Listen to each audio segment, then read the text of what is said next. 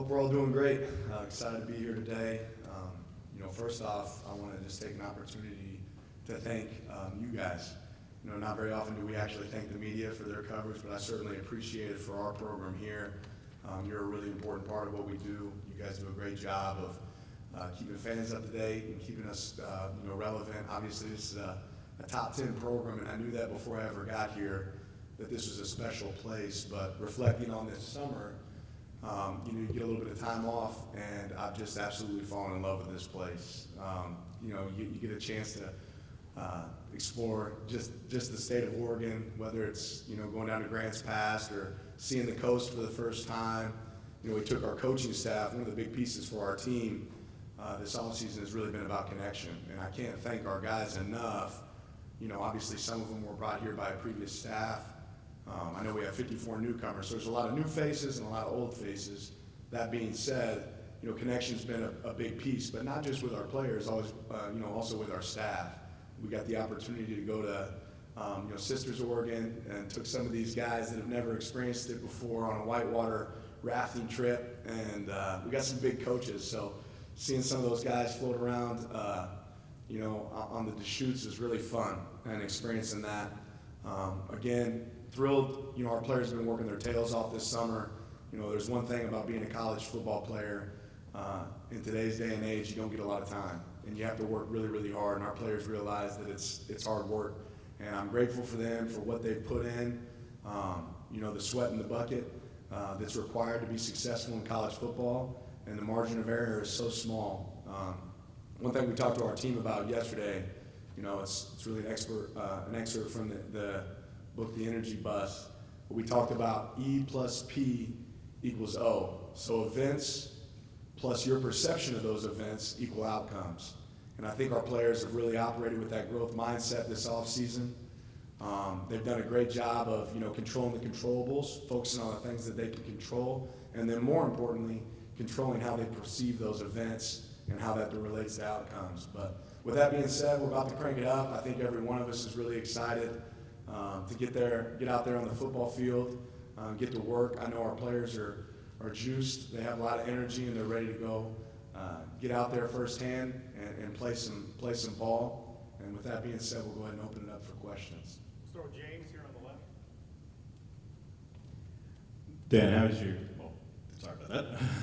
What's the plan at quarterback to open up fall camp? Is it going to be like spring with the rotation and at least to start? And what will be the factors that you're looking for when it comes to make a decision? What's going to be the thing that kind of decides it for you? I don't know if you've been around, James, but I think I've answered this question like 15 times.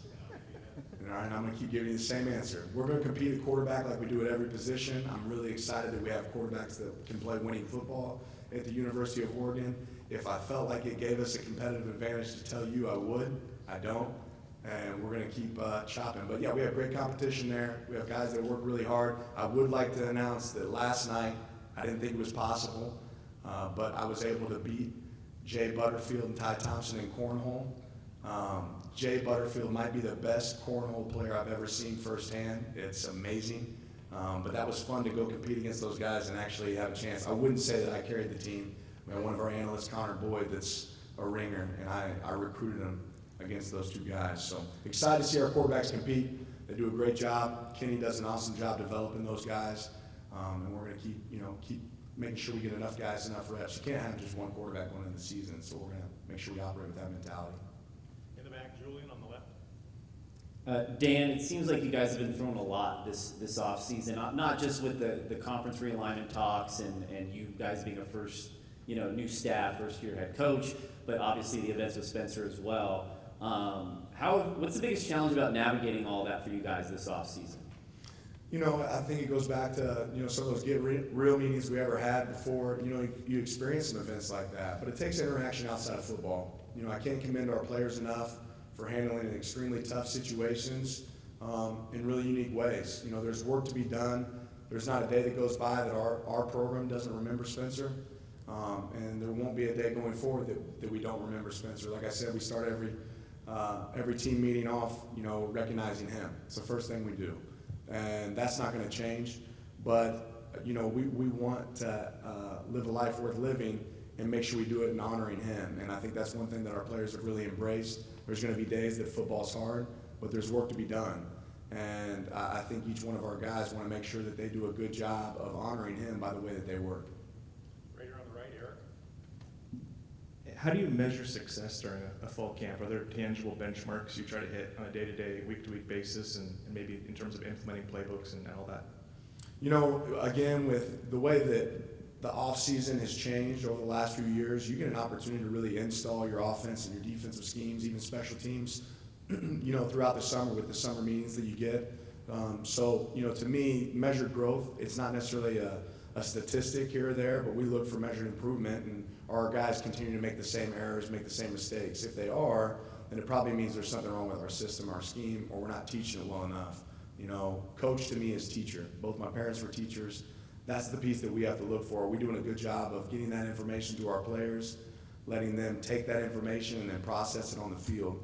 I'm going to play 0 snaps for the University of Oregon this year, right? It doesn't matter what I know. It's about what your players know and what they can execute. So can our guys execute at a high level, limit mistakes, and then be able to go out there and perform? So each day we're looking for improvement. That's the key. Growth, whether it's a win or a loss, is there something I can get better from? And that's what we'll continue to focus on. Back here on the left, James.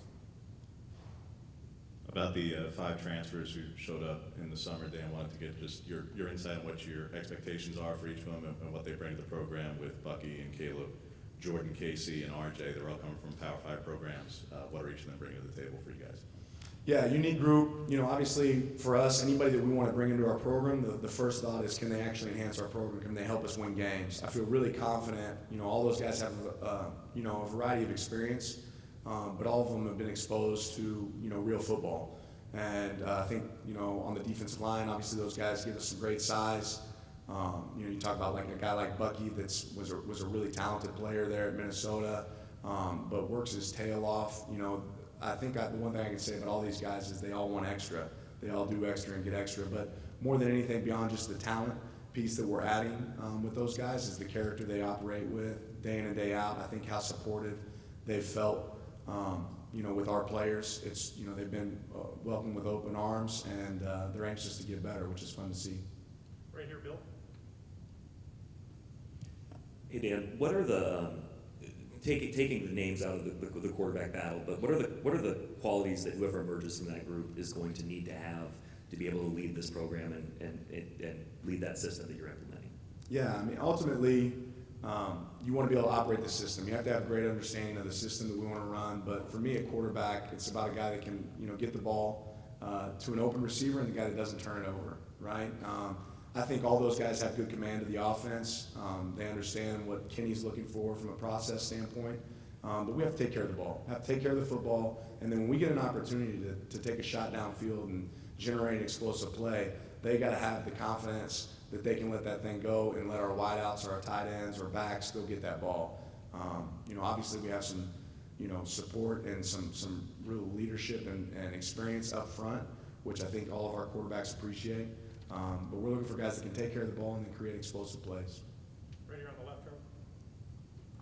Hey, Dan, I know at Georgia a huge thing was players, coaches, staffers kind of knowing their why they're there, why they're involved with the game of football. So just curious if you wanted to share what your why is, why you coach the game of football. This could be a really long answer. I'll try to not make it a really long answer. You know, early in my career I always wanted to coach the highest level of football. I feel really blessed and fortunate to be here.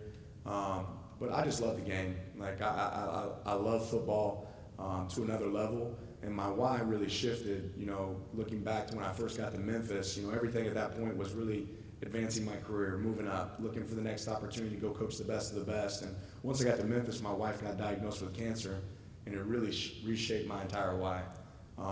You know, I want to be a guy that helps people. Right? We're not here just to have championship football players. We're here to create championship fathers, championship husbands. How do you do that? You model it every day. I want our guys to be able to look at our coaches, which I know they can, and say, wow, that's a real man. Right? And I want them to know what it means to be a real man. But within that, we're going to have fun on the football field. I'm the guy that loves to go to practice. You know, if we could practice year-round, some of our players might not enjoy that. I'd love it. Right? I love being on the grass. There's not a part of my job that's more fun than coaching football and being out there on the field. Coach, you've obviously had a lot of off seasons and prepared for a lot of football seasons, but this one's probably pretty different, being in a new role, being with a new school. How has that been different for you, and are there differences that you've noticed kind of getting ready for this season? Yeah, I mean, certainly a lot of self-reflection. You know, I'm making lists, and I'll say this: I probably wake up in the middle of the night a little more often now than I have in the past. And you got to lean over on your bed and write down a note or a thought for the next day. You just want to make sure you cross all your T's and dot all your I's. By no means do I have an ego to the standpoint of where I don't want to hear outside input, really from our coaching staff. I went and hired the absolute best of the best because I value their opinion, and I think they can do a really good job. So I've been fortunate to be and have guys on our staff that are willing to bring innovative ideas and make sure that we're hitting everything that has to be hit. But I think when you talk about being a growth mindset program, I have to look for opportunities that I can get better as well. So really self-reflect on not just what we're about to do, but really look back at what we've done so far in the 7 months I've been here and how we can do it better. And hopefully that first practice looks better than the first spring practice looked, right? Hopefully that third or that first scrimmage is well organized and detailed to the point that we're being efficient on the field, and the way we recruit, the way we develop talent, the way we connect with our players, all those things are opportunities for us to get better. And when you look at it from a big picture lens as a head coach, there's a lot more pieces that I'm really focused on. I think you got to be a lead at the job that you're in, and my job right now involves seeing all facets. And I probably can't have my hand as far in the defense as I want to or as I have in the past, because that allows me to make sure I'm in offensive meetings and seeing what we're doing on that side of the ball or special teams. And to be honest, it's really fun. We're back over here with Eric. With Tom Snead leaving the program, I'm curious on who the contenders are for the punting job, and then just in the past, usually it's been the punters also held on kicks. Is that also the plan? Yeah, I mean, we brought in some guys we think can compete. We feel really confident about it. One thing that was an important hire for me when I got here was hiring a guy that I was really comfortable with, but I also thought could absolutely change the game when it came to special teams. And Joe Lorg's a guy that I have a lot of confidence in. Him, along with one of our analysts, Zach Tinker, they do an extremely, impressive job in special teams. They're very detailed. We brought in some guys that we think can, compete early, and we'll figure out who's the best of the best, who operates under, pressure and what that looks like. But I have a lot of confidence in those guys schematically. From our special team standpoint, we always say in our special teams meeting that simplicity equals speed. We want to be simple but fast, with the way we operate. That being said, it starts with great personnel. Our best players are going to have to play special teams and make an impact. And I think sometimes too much gets put on to, all right, who's the punter, who's the kicker, who's the snapper. Those are all really, really important pieces, and you have to have great players in those positions. But I think we have the players that can be successful there. It's also about the supporting cast around it. What's your coverage unit look like on punt, right? Are they getting down to the ball? Or, are you able to protect kicks up front? I think that's really important. So I know we'll do a good job there. Stand on this side, Steve. Morning, Coach. Morning. Hypothetical question. 2021 Georgia Media Day.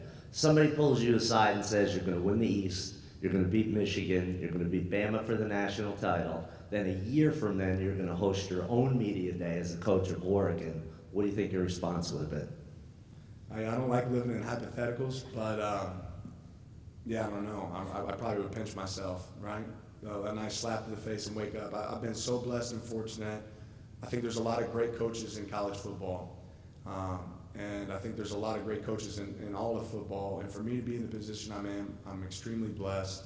I've obviously been around a lot of great people that have done a lot for my career and got to coach a lot of great players. And for that, I'm forever grateful. Right here, Kate.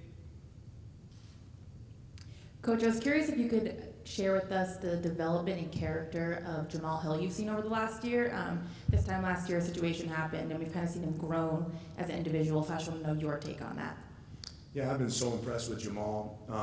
He's one of those guys you talk about, you don't just have to say it, you do it. It's really actions, not words, and Jamal has been that. He's a great ambassador for our program. I think every single one of us probably have times in our life where we wish we could have gone back and done something different, and I think Jamal's no different than that. But since I've been here, he's been nothing but exceptional. He works extremely hard. He holds the players around him accountable. There's plays that he wants to have back. I know I saw him in the locker room after the spring game, and he was frustrated because he cares. And I think when you care, there's a high element of success for people that care. And Jamal's a guy that cares. Really excited about his future in our program and his leadership this year to show up. Right here, Aaron? Knowing that you and the coaching staff wouldn't really be able to work with the players this summer, what were some things that you wanted them to do to help prepare them for fall camp? Yeah, there's a lot of pieces, to that. As many of you know, they get to work more hands-on really with our strength staff in the summer, and there's been some, loosening of the reins from an NCAA standpoint where we can do some stuff from an individual standpoint. But I think one of the great pieces of coaches kind of having to step away from the summer is all the great teams I've ever been a part of are player-led teams, right? And this team this summer had the opportunity to run some player-led practices, to really take advantage of some situations where they're going to be out there on the field without a coach holding their hand or telling them what to do, and seeing the progress there, getting feedback from our guys on what those look like, I think is a real positive for us. Going to the back, Matt?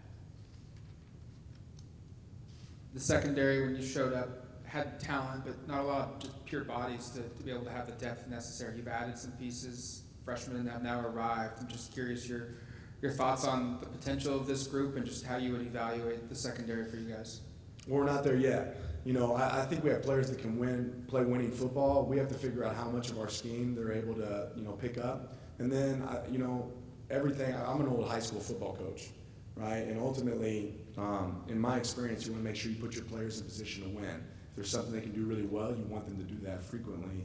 If there's something they struggle with, don't ask them to do that. And I think practice is going to be our opportunity to see that. There's several guys that you just brought up that haven't been here yet this spring. They didn't get to go through spring practices. I hate that for them because they're going to be drinking through a fire hose early here in camp. That being said, I feel good about that room. It's more about us as coaches doing a good job developing them, getting them ready for that performance on the field, and then making sure we're asking them to do things that they can do. James?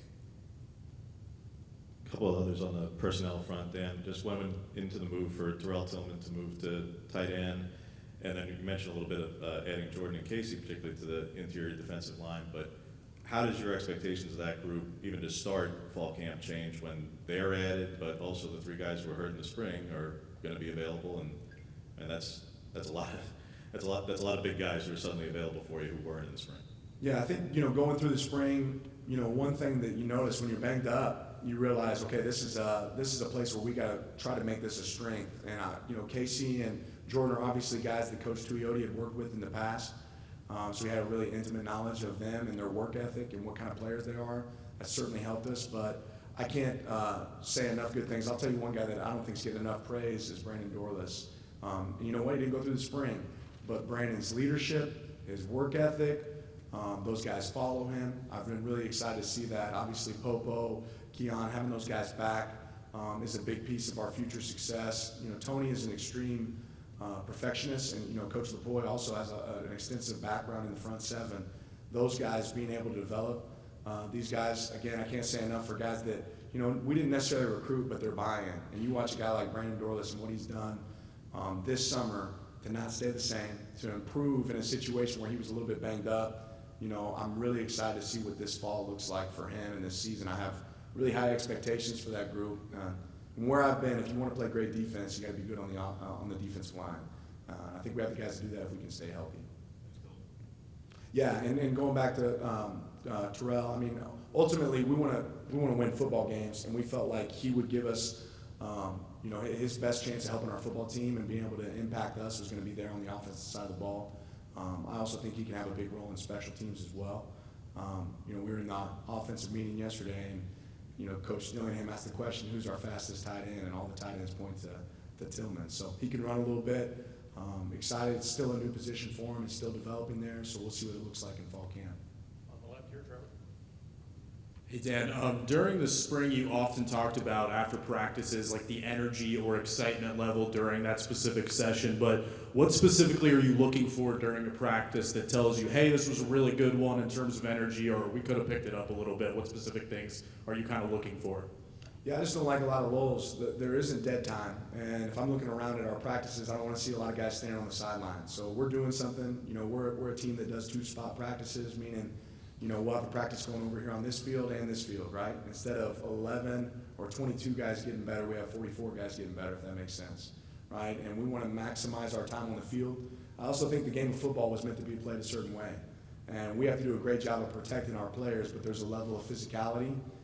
There's some skills that have to be practiced or it won't show up in games, right? So our guys have to embrace that. When we're going to be a team that somehow, some way, figures out a way to tackle every day. It doesn't mean we're always tackling to the ground, but we're going to practice that. We're going to practice ball security every day, right? For us to have a high-level practice, we got to do a great job of ball security. We have to do a great job of tackling. We have to do a great job of attacking the ball on defense. You have to create those moments in practice. So what makes a good practice? Consistency, efficiency, right? And then that energy, I think, is a natural piece when you have guys on your team that love football. We have time for 2 or 3 more. Brenna, right? Brenna, she's the. I'm the newbie. Me too. I work in Portland. I'm There you Brian. go. Nice to meet you. Obviously, you've been a defensive coach before, so you probably haven't been as involved as you will be here in the quarterback battle. Just what have you learned from watching kind of a little bit, probably more from 180 feet or whatever? Yeah, about the quarterback battle specifically. Just that, again, what I've said, that we have quarterbacks I feel like we can play winning football with. And I'm excited about that. Obviously, we got a variety of experience, right? I mean, Ty was able to get in and do some things last year in games. Bo's been a guy that's been an experienced starter and be able to go out there and, learn from mistakes and grow over time. But we have talent in that room. We have guys that are smart. I've always felt like this is a position that has to be another coach on the field. I think we have that. And again, I think Coach Dillingham's done a good job of really developing their recognition of what this should look like, how we want our offense to operate, and letting those guys have the answers to the test, right? They can fix problems out there, and I think that's a big piece of quarterback, is when they recognize a certain look, they can make a check, they can make an adjustment that can make us better, so I'm excited about that. Right here, Bill. What are you thinking